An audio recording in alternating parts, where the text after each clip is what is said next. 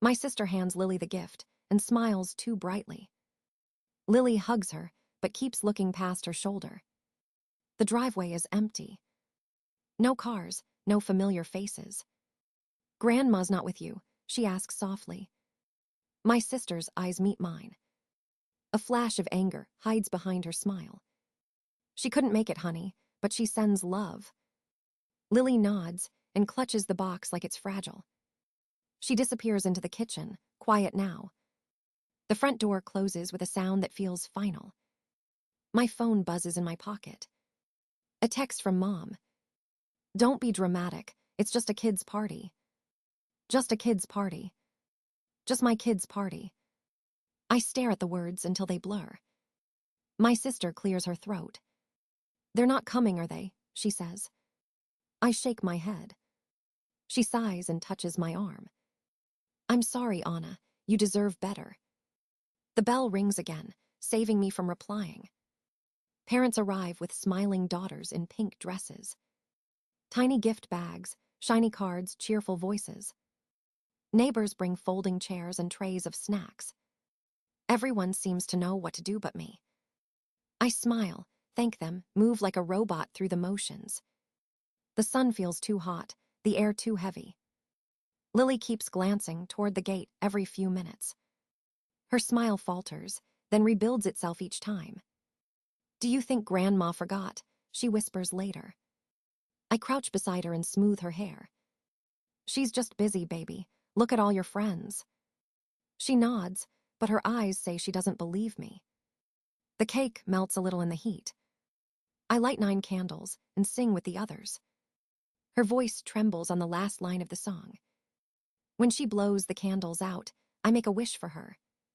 Please let her stop waiting for people who won't show up. After the presents are opened, she looks at me again.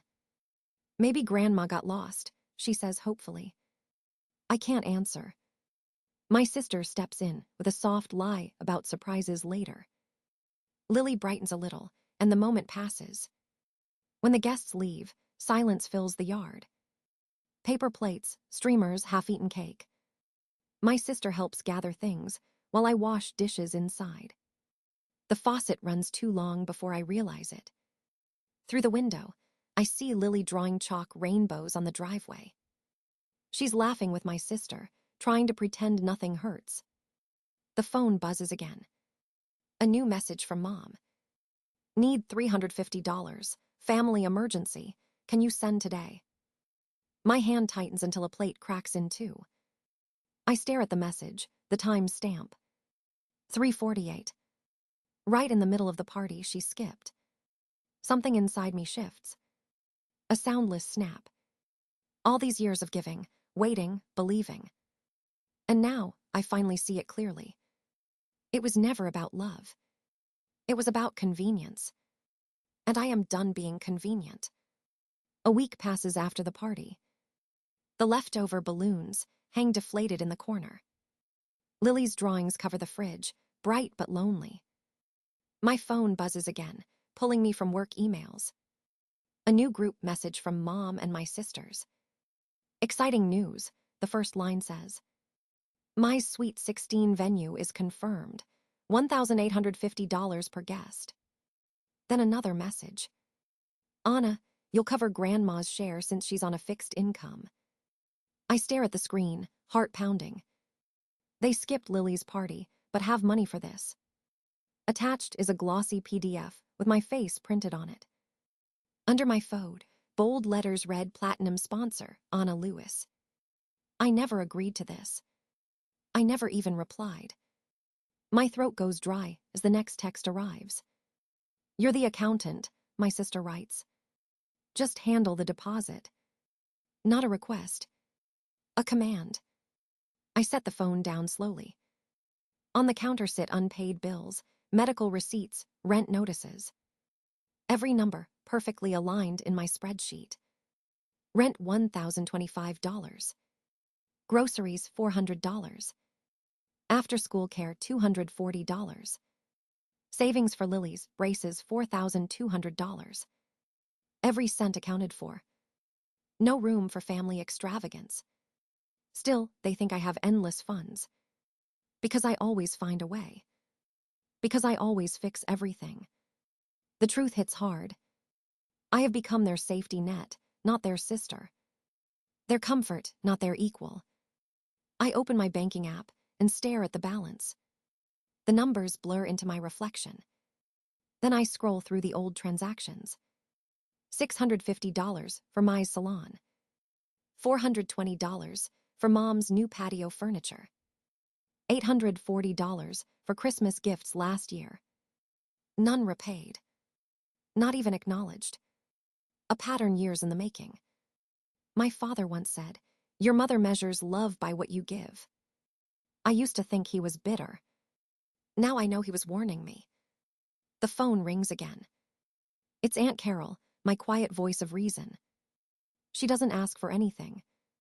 "Are you okay?" she says softly. I laugh without humor. They made me the sponsor of a party I can't afford. Carol sighs. "They'll drain you until there's nothing left." Her words echo long after the call ends.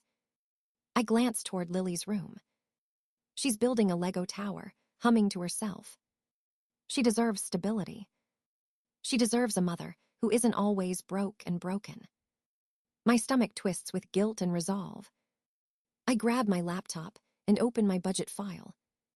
For the first time, I delete the category labeled family. The column vanishes.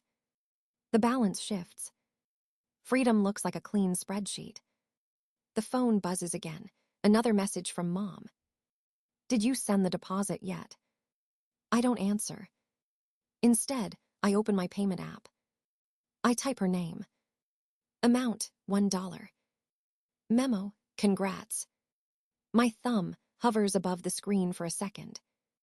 Then I press send. The confirmation pops up instantly. A single dollar leaving my account. But for the first time, I feel rich. The next morning feels strangely calm. I drink coffee without checking my phone. No messages, no demands, just quiet. Lily hums in the kitchen, packing her crayons. Her peace reminds me what matters. But by noon, the storm begins. Mom's name flashes on my screen again and again. Then my sister's.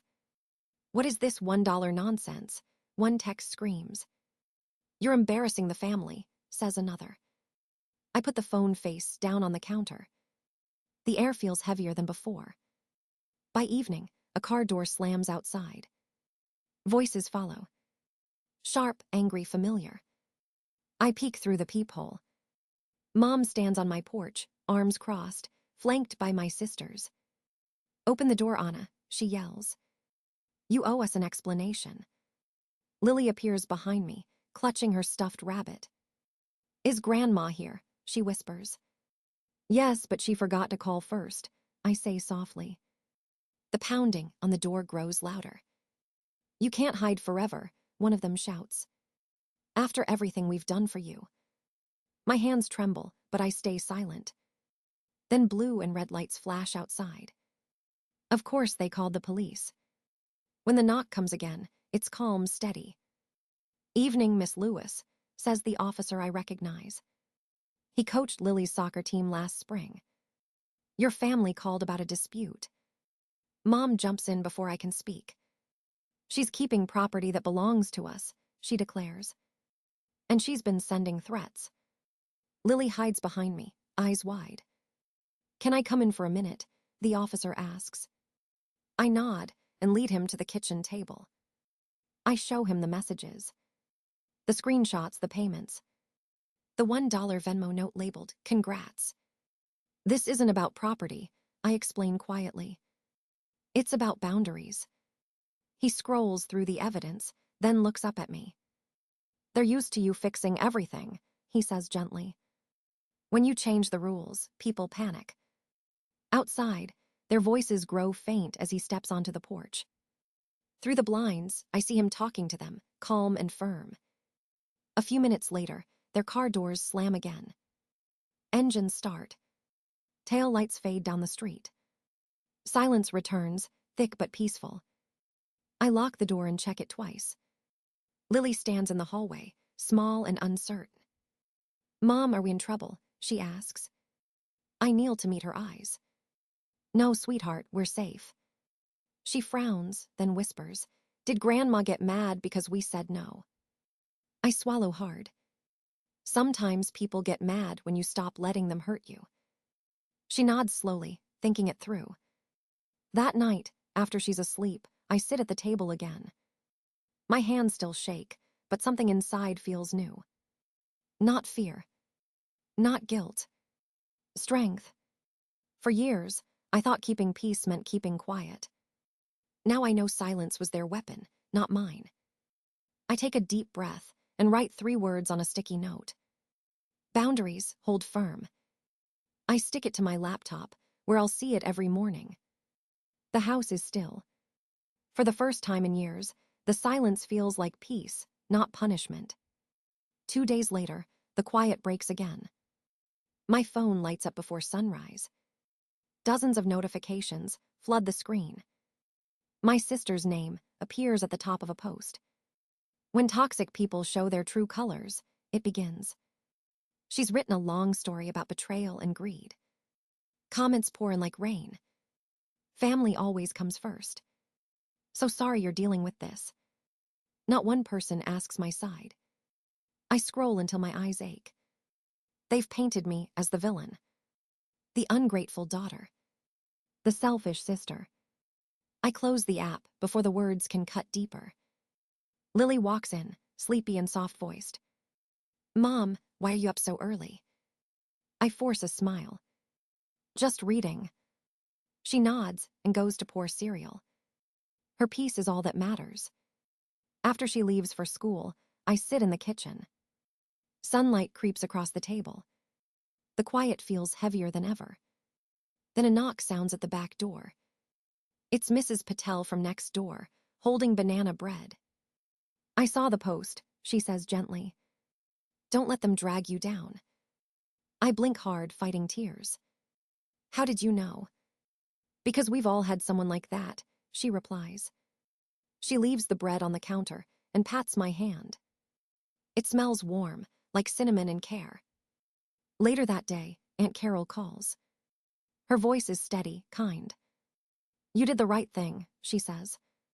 "They're angry because you stopped feeding their chaos." I breathe out a shaky laugh. "It doesn't feel right yet." "That's how healing starts," she answers. When the call ends, I sit staring at the walls. For the first time, they don't feel like cages. They feel like protection. By evening, the group chat explodes again. Mom demands an apology. My sisters call me cruel. Then a message from an unknown number appears. "Family should forgive. Think about Lily." No name, just guilt wrapped in script. I delete it without replying. Later, James from work texts me. "Heard you're taking time off. Need me to cover shifts." My chest tightens. Someone thinking of me, without wanting anything back. The feeling is foreign, warm. When Lily gets home, she waves a drawing. 2 stick figures, hand in hand under a sun. She labeled it my family. Just the 2 of us. That night, I light a single candle on the table. Not for prayer, just for peace. I scroll one last time through the hateful post. My finger hovers over the comment box.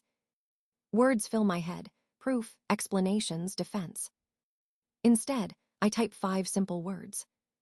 "I wish you all well." Then I log out. The world stays quiet. And for once, I don't need to win. Outside, the night hums softly. Inside, I feel lighter than I have in years. Maybe this is what freedom sounds like. Days start to move slower, calmer. I wake up without dread pressing on my chest. The house smells like coffee and crayons. Lily hums while she eats her breakfast. Her laughter fills the kitchen, soft and easy. I sit with my laptop, updating the budget again. For the first time, no category says family. The numbers look different now. Rent, food, braces, savings. No missing amounts, no emergency transfers.